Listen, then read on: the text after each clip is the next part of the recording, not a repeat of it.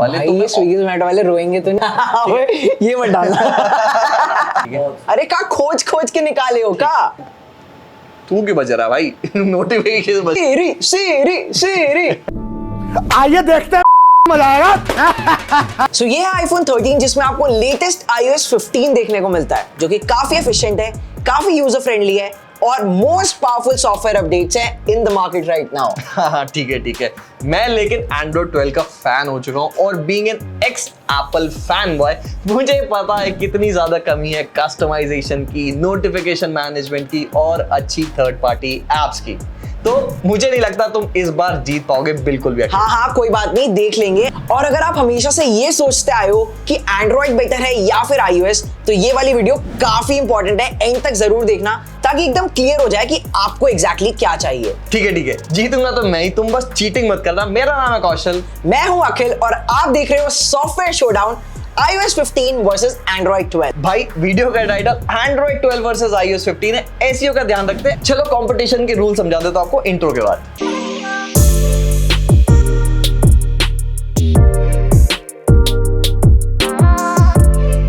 चलो तो एक फोन में हार्डवेयर होता है और एक सॉफ्टवेयर होता है जो पूरे फोन को अंदर से कंट्रोल करता है। अब एक नॉर्मल यूजर के लिए क्या चीजें इंपॉर्टेंट है, जैसे कि software updates, customization, user friendly interface, privacy, voice assistant और ब्लोट वगैरह वगैरह। सो हम कुछ ऐसे इंपॉर्टेंट पैरामीटर्स पर कंपीट करेंगे और हर सेक्शन के एंड में जो विनर होगा वो जीतेगा। सो ऐसे ही स्कोर्स ऐड अप करते रहेंगे। Very simple right? अब ये तो सब जानते हैं कि एप्पल का जो सॉफ्टवेयर अपडेट्स वाला ट्रेंड है वो अनबीटेबल है। लिटरली यहाँ पर कोई बीट नहीं कर पाया, क्योंकि यहाँ पर आपको 6 साल तक सॉफ्टवेयर अपडेट्स मिलते रहते हैं।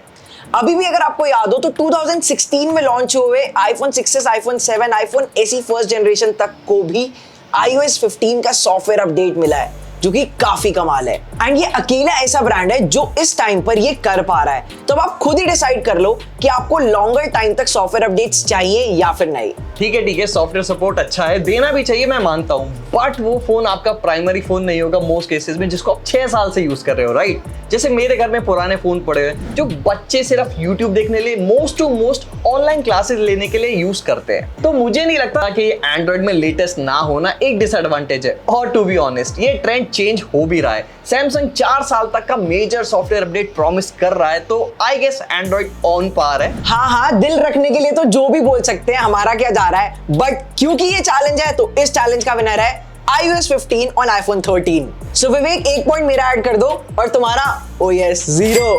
चलो अभी जंग बाकी है और अगले चैलेंज की तरफ बढ़ते हैं और इस बार मैं डिसाइड करूंगा, जो कि है कस्टमाइजेशन। तो ये लड़ाई शुरू होने से पहले ही खत्म हो जाती है, क्योंकि एंड्रॉइड में आपको भी पता है कितना ज्यादा कस्टमाइजेशन का सपोर्ट मिलता है। एंड्रॉइड फॉन्ट से लेकर बूट एनिमेशन तक हम सब कुछ कस्टमाइज कर सकते हैं। चलो अब एक एक करके गिनाता हूँ। लॉन्चर से होम लेआउट चेंज कर सकते हो, मैजेस मॉड्यूल से पूरा सॉफ्टवेयर एक्सपीरियंस बढ़िया कर सकते हो, गुड लॉक से सैमसंग के फोन कितने ज्यादा सही दिखने लग जाते हैं, MIUI का थीम स्टोर इतना बढ़िया चलता है, हमारी पुरानी वीडियो देख लो जाके। और नॉट टू मेंशन कितने सारे थर्ड पार्टी एप्स हैं जो बने ही सिर्फ कस्टमाइजेशन के लिए। और ऊपर से Android 13 में जो मटीरियल ना सर, सिर्फ Android 12 की बात होगी, नो Android 13।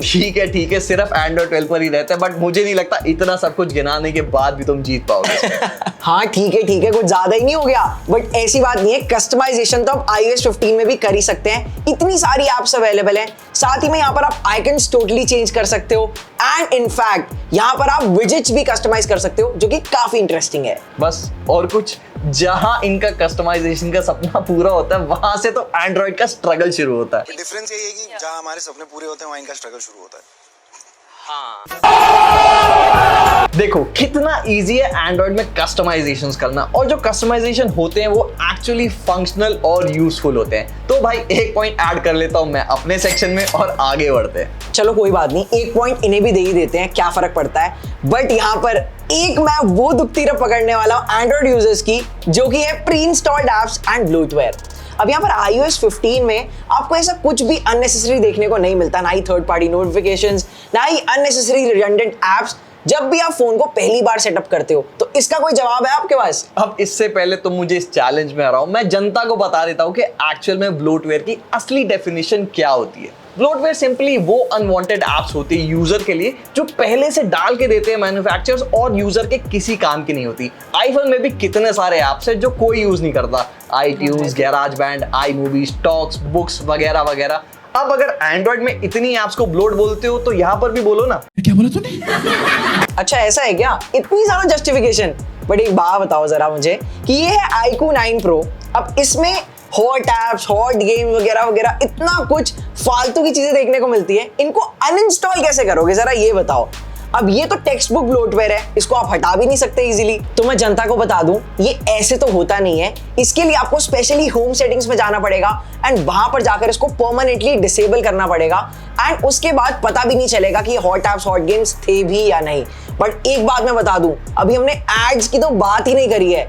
एंड्रॉइड में इतनी third party notifications and almost her app install करने के बाद कोई ना कोई ऐड आती रहती है, तो इसका क्या जवाब है आपके पास, जरा मुझे बताओ। ठीक है, अब तुम कहते हो कि एंड्रॉइड में एप्स है और एप्पल में एड्स नहीं आते। No. अब मैं दिखाता हूँ एप्पल में एड्स कहाँ कहाँ आते हैं। ये देखो, एप्पल म्यूजिक का ऐड, एप्पल न्यूज प्लस का ऐड, ऐप स्टोर में किसी ऐप को सर्च करो तो वहां पे ऐड। तो ऐड से तो सबकी रोटी पकड़ी है, हम भी पका लेते हैं। मिलते हैं एक ऐड ब्रेक के बाद। आप कहीं जाना मत, सब्सक्राइब कर लो और उसके बाद मिलते हैं। तो चलो अब हम एड ब्रेक से तो वापस आ गए हैं, पर विवेक भूलना मत, एक पॉइंट पिछले वाले सेक्शन में मेरा ऐड जरूर कर देना। तो अब चलते हैं अगले पॉइंट की तरफ, जो है shifting from Android to iOS and vice versa. अब देखो, एंड्रॉइड यूजर्स को इजीली आईफोन में स्विच कराने के लिए एप्पल एक डेडिकेटेड ऐप देता है, मूव एंड्रॉइड टू iOS।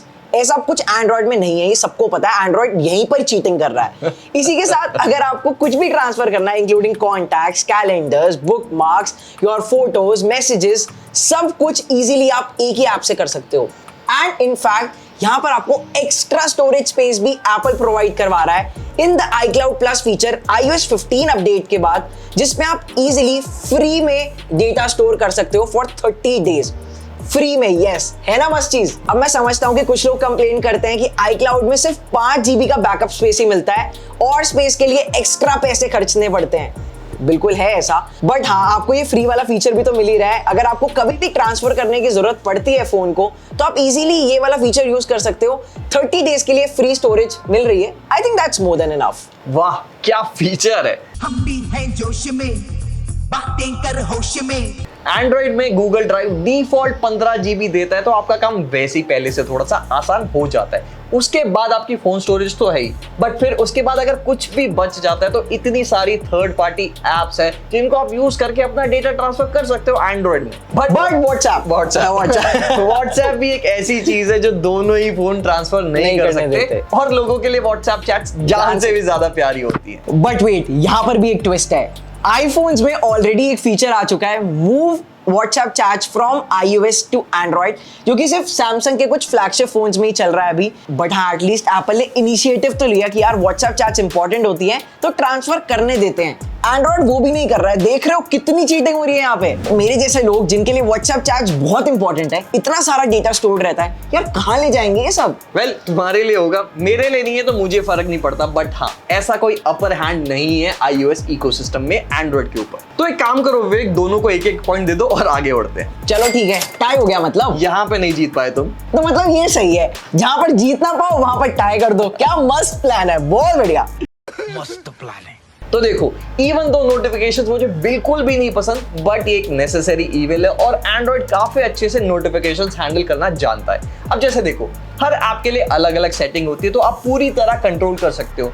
अब जैसे मुझे जोमैटो और स्विगी के नोटिफिकेशंस बिल्कुल भी नहीं पसंद जिनमें वो बेकार बेकार जोक्स मारते हैं, तो मैं ऑफ कर देता हूँ। बट मैं चाहता हूँ कि एक्चुअल जो ऑर्डर का नोटिफिकेशन वो मेरे पास आए, तो मैं एंड्रॉइड में इतने आसानी से कंट्रोल कर सकता हूँ। देखो कितना ईजी है। आईफोन में करो जरा अखिल। ठीक है, चलो यहाँ मानना पड़ेगा, आईफोन में सिर्फ ऑन या ऑफ ही कर सकते हैं। मैंने ट्राई भी किया करने का, बट ऐसा कोई फीचर ही नहीं है।